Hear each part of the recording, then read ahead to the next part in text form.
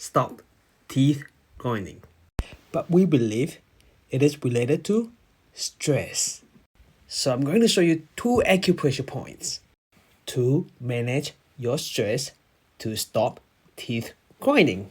So between your thumb and your index fingers, from index finger over here, go up to here, and there's a point over here. It's very sensitive. Use your thumb and press it toward to the bone. Right? Most people like to do this, but you won't get it.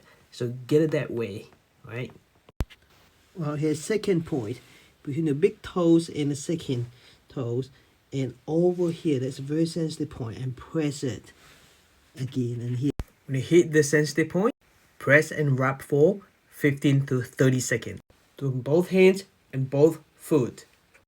Do it an hour before bed. Keep it up for at least 2 weeks. You're going to feel amazing. Follow me on TikTok and stay awesome. See you next time.